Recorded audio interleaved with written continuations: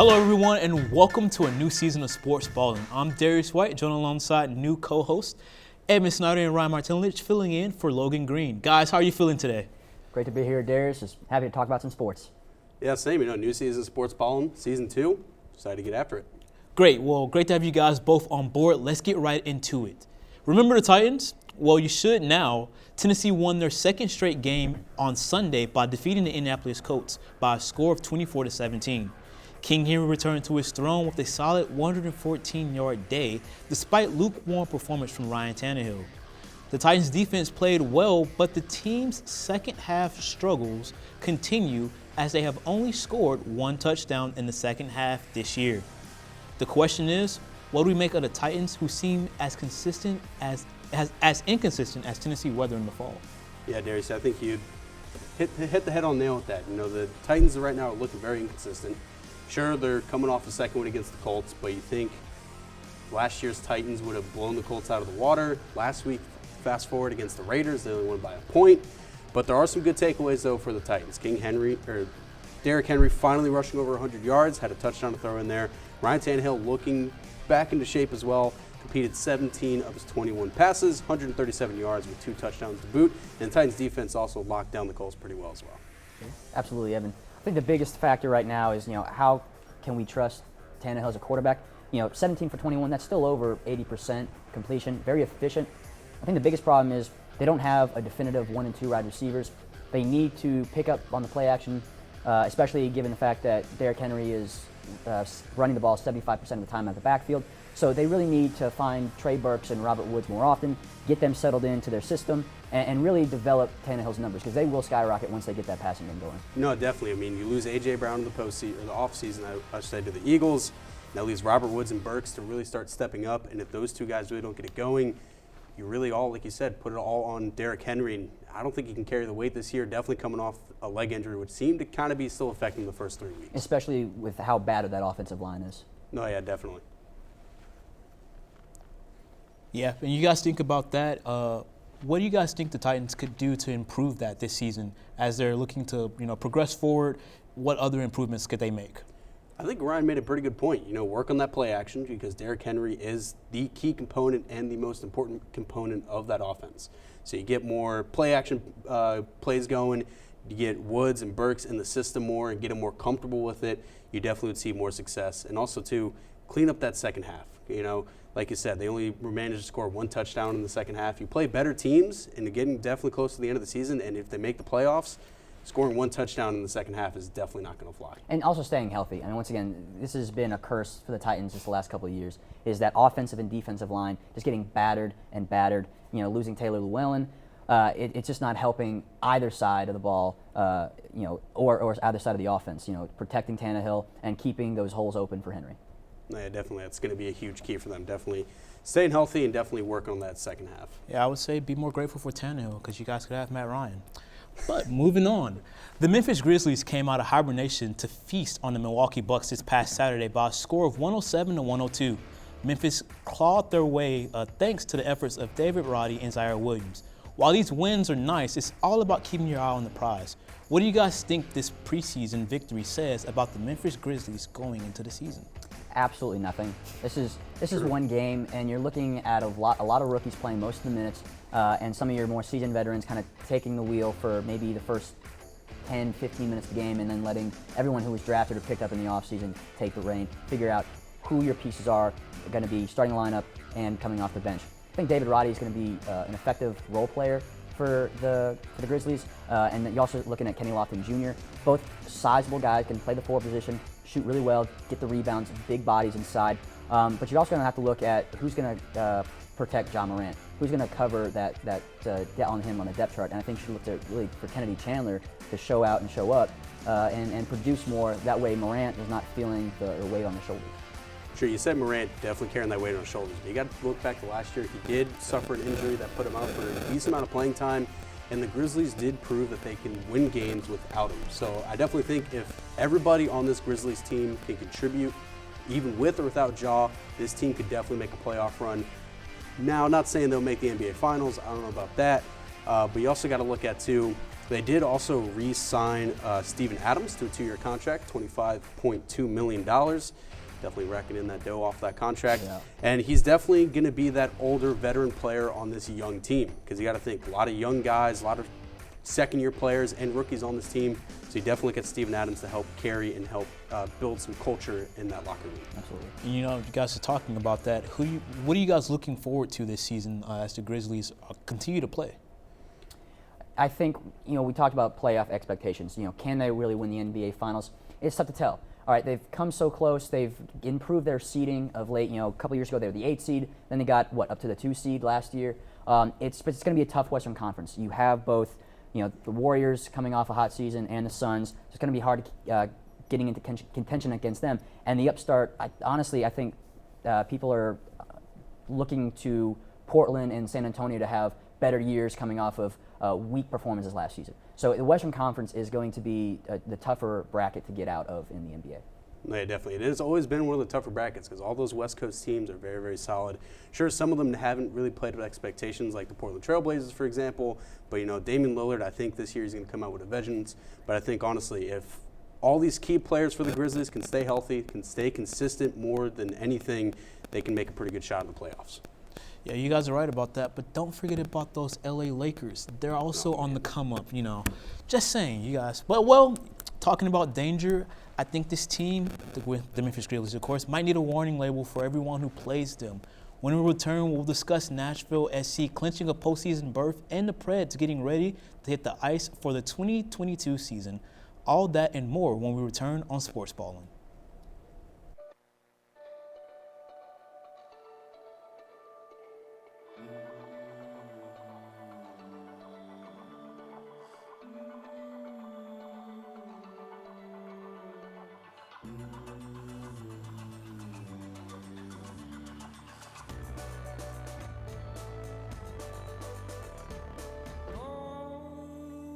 To pose, now shush. She makes the sound she makes to calm me down.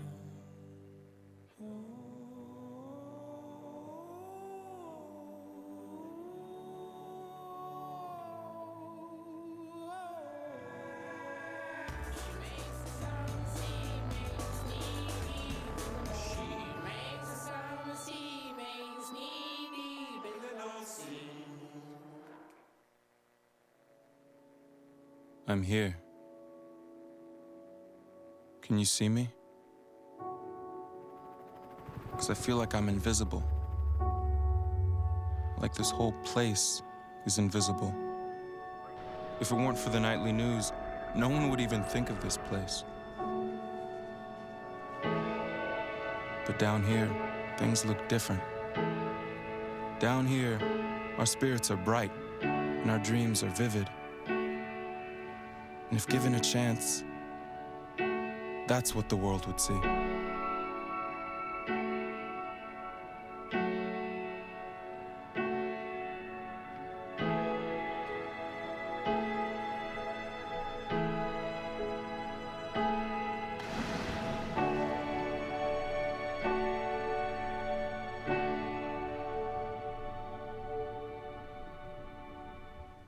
In the past 50 years, we've made a lot of progress in smoking prevention. But if we don't do more, 1 out of every 13 children alive today will die early from smoking. That's 5.6 million precious lives we can save. Together, we can make the next generation tobacco-free.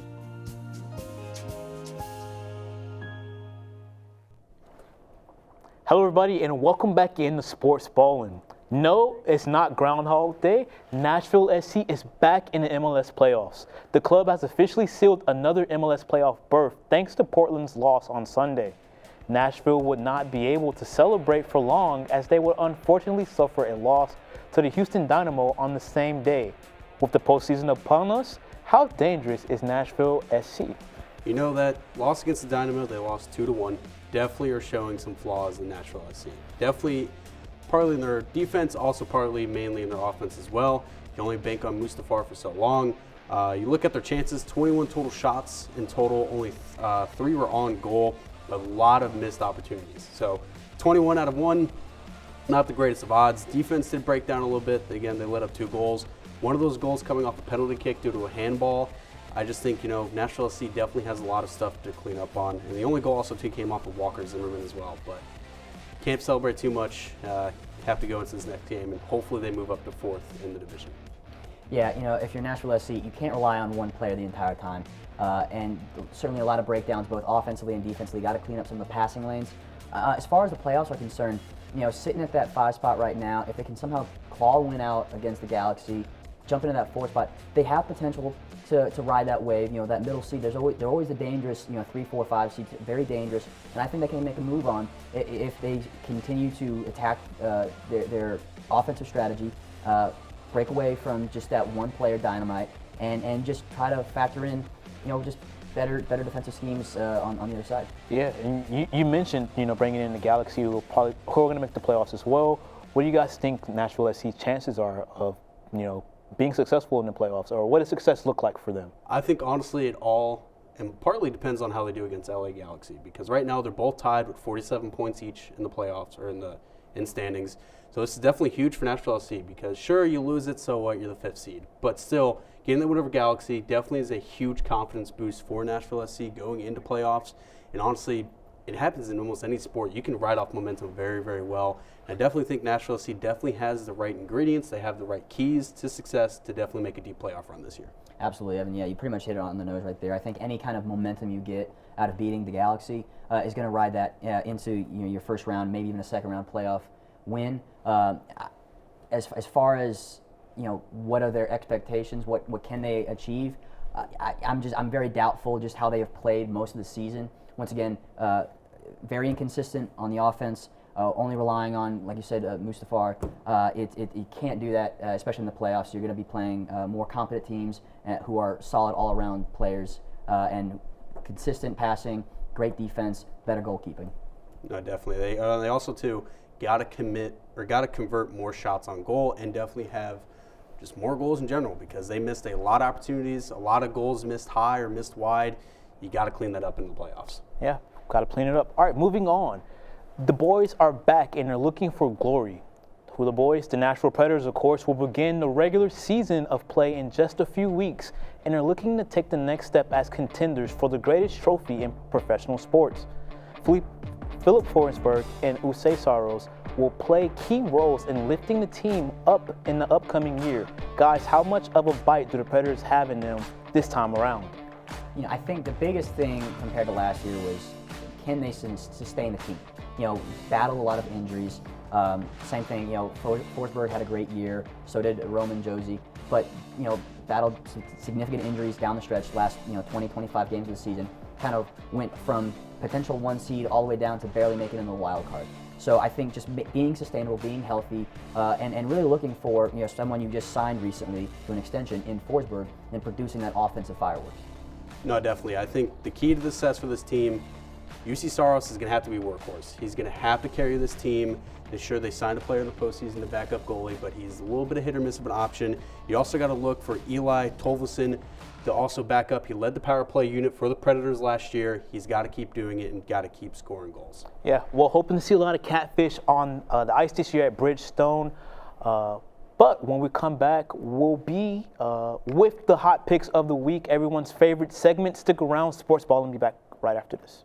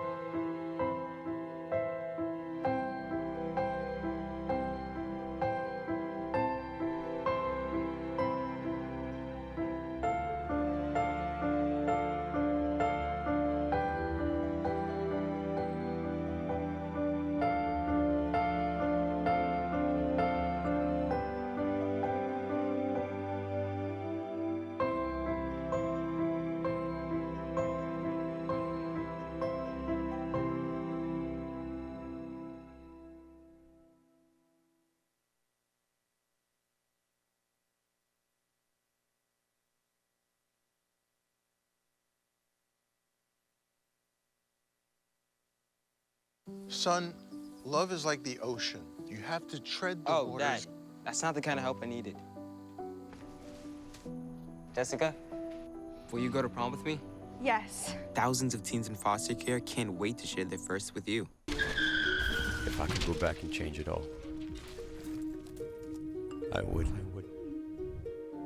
I think I'm gonna miss you the most. I'm sorry. I'm so sorry. I'm so sorry. Or maybe it's just the little moments. If I could go back and change it all, if I could go back, I would. But I can't.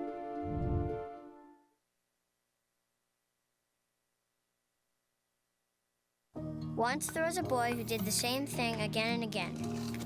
One day, he was told he had autism. He got help and slowly learned how to live with it better. Early intervention can make a lifetime of difference. Learn the signs at autismspeaks.org. Natural disasters are a fact of life in the U.S. And between activities and school, chances are you won't be with your kids when they happen. Will they know what to do? Ready.gov/kids can help your children feel prepared, not scared. So talk with your family today. Put the keys down, Kevin. But I'm gonna drive home. There are several warning signs present that you shouldn't be driving. My text to emoji ratio has gotten a little out of hand. A little? Yep, I'm definitely gonna call a ride home.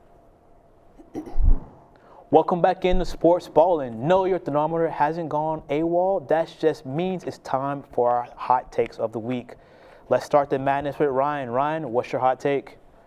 Cooper Rush is going to be a starting quarterback in the NFL next year. Doesn't matter for what team, but he has stepped up and stepped in for the Cowboys. All right, he's got great pocket awareness, accurate thrower. So far, no turnovers this season. He's 4-0 as a starter over the last 2 years, 3-0 this year since taking over from Dak. You're going to want to look for a team who also has a consistent ground game and struggling QB production. Think of Chicago Bears. Justin Fields is struggling there, but they have David Montgomery and Khalil Herbert running the backfield and consistent runners who can take the pressure off of Cooper Rush. Same thing you're seeing in New Orleans. You know, Jameis Winston has been injured. Andy Dalton is a little more expensive now. All right, but they have great running backs in Alvin Kamara and Mark Ingram when they're healthy. So you're going to want to look for Cooper Rush to possibly be contending in another NFC division next year. I think he's got too much talent, and I'm just all about the Chippewas. See, here's the main problem, Cooper Rush. You mentioned it. He needs good running backs. So without good running backs, you look at them at the Cowboys now. They have a great offensive line. They also have an amazing defense, one of the best ones in the division. And they also have Ezekiel Elliott, who's arguably been, he's had a couple off seasons, but for the most part, he's been one of the best running backs in the league. And Troy Pollard, too. True. So I think if Cooper Rush goes to any other team that doesn't have a good backfield, good running back core, he's not going to do much. Also receivers, too. You got to look. CeeDee Lamb, he also has thrown to. He has Dalton Schultz, he's also thrown to at tight end. I think without those key components, he might do pretty well, but I think he would flop. Yeah, speaking of that, you guys talked about Cooper Rush looking for next season. What if the team traded for him now? You know, there's a lot of teams looking for QBs this season and next season, but who do you guys think would be the best spot for him to go? It's very unlikely because he's very valued right now with Dak Prescott being injured. But I think he either goes to the Saints, like Ryan said, or potentially maybe he goes out to Chicago as well. But who knows? I really don't think the Cowboys are going to get rid of him. Yeah, I think as far as a team component aspect, you're going to look for something like the Bears, who have consistent running backs and are in need of better QB play. I think just with how Justin Fields has been inconsistent with the turnover bug over these last couple of years, that they need someone to step in, and maybe all he needs really is just someone to compete with. He hasn't really had any backups to compete with for his job. So if he has maybe someone that's going to come in and maybe take his job, he might feel the pressure and step up, really work on his offensive game, and maybe Chicago starts winning. But I just think the Cooper Rush has too many intangibles that have been displayed this season to not give a chance from another NFL team. Yeah, I think that makes a lot of sense. All right, Evan, moving on to you. What is your hot take for this week? Well, since Ryan just came off the topic of quarterbacks, we're going to shift to the Titans. I know we talked about it a little bit earlier. But I honestly think Malik Willis will be starting by week 9. Ryan Tannehill has shown very inconsistent so far in the season. Sure, we're only 4 games in, but I just don't think Ryan Tannehill has it anymore. I think it's kind of worn off after last season. Sure, Malik got into the game against the Bills. Only completed one pass, but hey, he looked pretty promising in the postseason. He's coming off a huge career from Liberty. I think, honestly, if the Titans put a little bit more faith in him, he could definitely produce more for this Titans team. You know, I think about Malik Willis and what he brings to the table, and I think he has the potential to be an NFL quarterback, but it has to be the specific system, kind of like how we had with Marcus Mariota. You know, they had that running game with the quarterback, and Malik Willis has that athletic ability to not only throw the ball, but run the ball. As far as Tannehill is concerned, I don't want to dismiss him yet. Once again, we talked about the top of the show. His wide receivers need to step up. They need to find consistent 1 and 2 targets and really get also the tight end involved. Once again, that play action game is going to rely heavily on taking the ball away from Henry in certain situations and get those, blocking tight ends out in the flats or up a little bit in sitting in the zone. And once you get that, passing game going, Tannehill's numbers will increase and the Titans offense will open up more. But the thing about Ryan Tannehill as well, he's not as mobile as Malik Willis. Malik Willis is a lot more mobile of a quarterback. Sure, Ryan Tannehill had some rushing touchdowns last year, but I just don't think he's as mobile as a quarterback as Malik Willis. I also think Malik is also more of a playmaker as well. Definitely can work better in that play action system. Of course, you have Derrick Henry that could back him up, and also, sure, those wide receivers have been producing for Tannehill, but still, I just don't think he really has it. And by week 9, I guess we'll find out. So are you saying that Ryan Tannehill should be a starting quarterback for the Titans or a starting quarterback somewhere else? Ooh, honestly, I don't think any other team would really take him because once he's done it with the Titans, I think honestly he's going to be a backup quarterback with the Titans for the rest of his career. I disagree. I think it just depends on the team. Once again, there's going to be a lot of teams next season that are probably going to be looking for quarterbacks, especially if they didn't draft one this season. All right, someone to replace their current starting quarterback who's struggled with the turnover bug or just not being able to move the offense, and you're going to want to see that trade. I doubt it's going to be this season, but it's probably going to be definitely in the offseason next year. So what do you guys think? Maybe like a North Carolina, a New York Jets? For Tannehill's sake, I hope neither.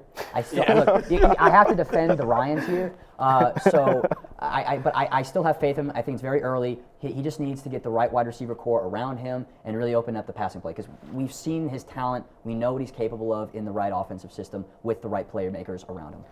Alrighty, guys. So being the first week here, I'm going to start off with a blaze. My hot pick for this week is that Saquon Barkley should be the starting QB for the New York Giants. All right, now look here. You guys, I know you guys are saying, you guys are looking at me a little strange right now, but look here.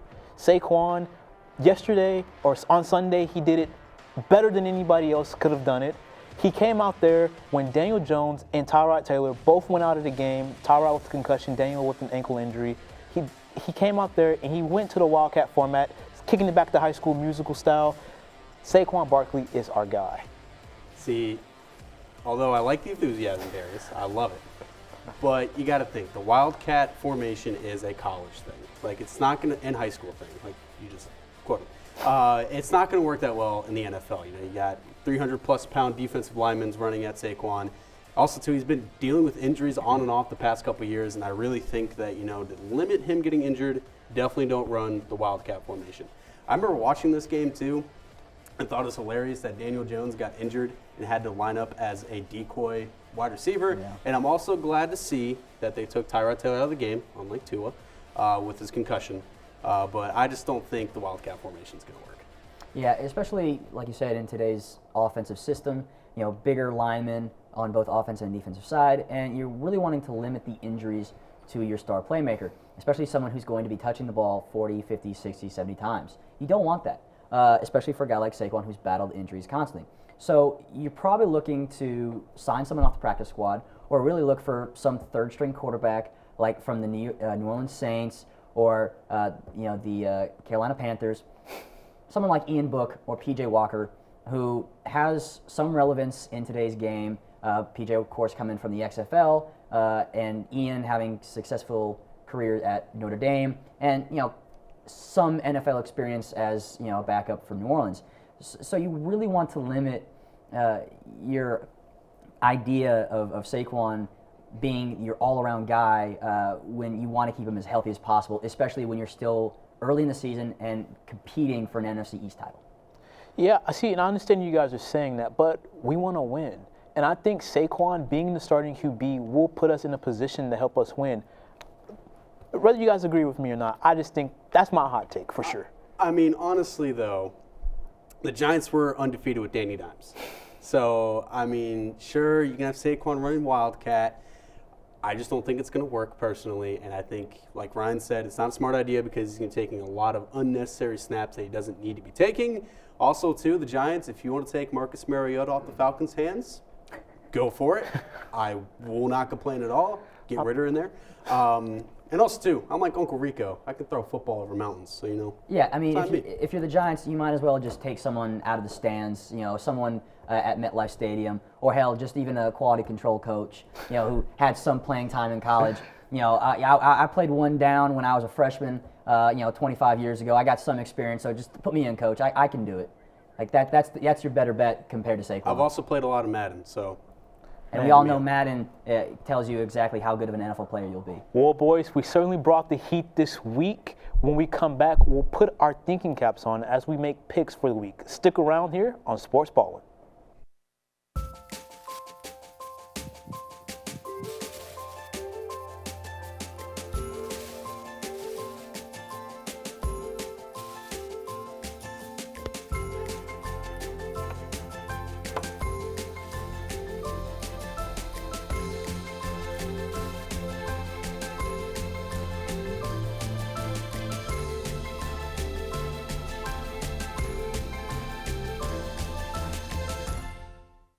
Once there was a boy who did the same thing again and again.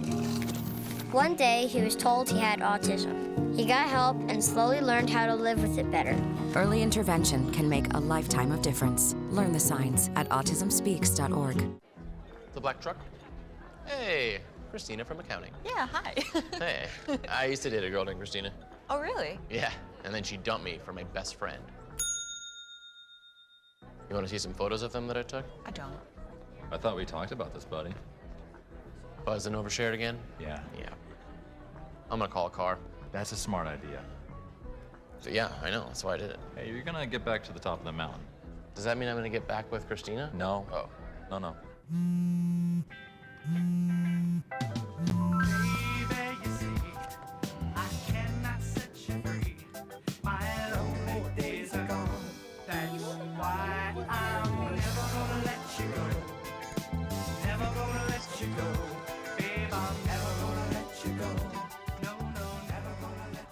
Here you go. Thank you. Thank you.